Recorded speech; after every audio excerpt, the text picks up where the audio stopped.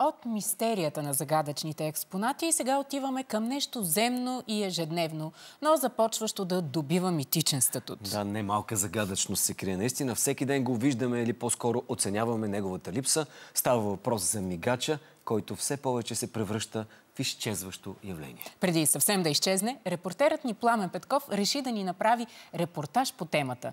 Нека видим какво ни е подготвил. Здравейте, уважаеми зрители на БНТ!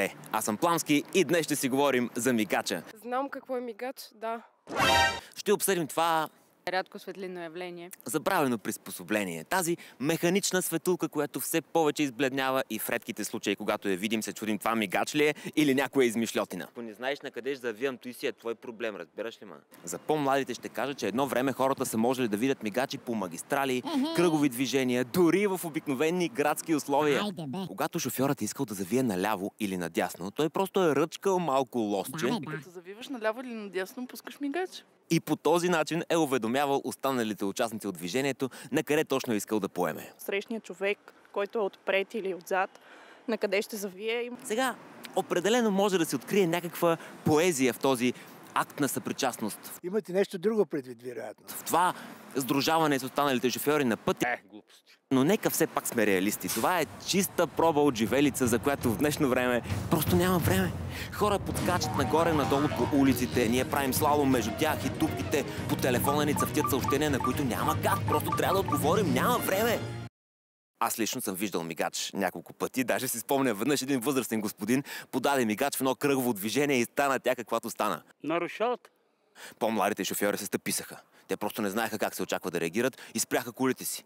По-възрастните, които все пак бяха виждали мигач, се объркаха и от напрежение се превърнаха в пумпали. Аз си траех и се правих, че няма нищо, обаче се завъртя такова хоро от коли, че трябваше да се викат вещи лица. За да се спомним за това архаично приспособление, днес от Археологическия музей във Варна организират масово подаване на мигачи, като обещават това да се случи в изолирана среда. Все пак не искаме мигачът да предизвика инциденти. И сега тук сме пред едни млади хора, които се надяваме, че ще ни отговорят на въпроса дали ползват мигач, дали имат книжка първо. Не. Нямате книжка, а чували ли сте какво е мигач? Знаете ли какво е мигач? Да. Предупреждава да не завива наляво или надясно. Като искаш да завиеш, пускаш мигач. Това е пътен показател, който се използва, когато превозното средство променя посоката си. Хаби ли ток мигачът? Мисля, че да. Не. Сигурни ли сте? Мисля да.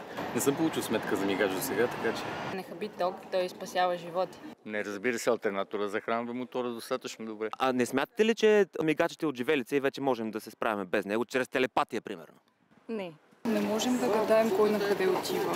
Все още по-голямата част от човечеството не е достигнало до такива нива, че да може да разчита на телепатия, за да контактува с останалите. Все пак е хубаво да си пускаме мигач тогава, когато завиваме наляво или надясно. Уважаеми зрители, оказва се, че мигачът е малка, но съществена част от движението по пътя.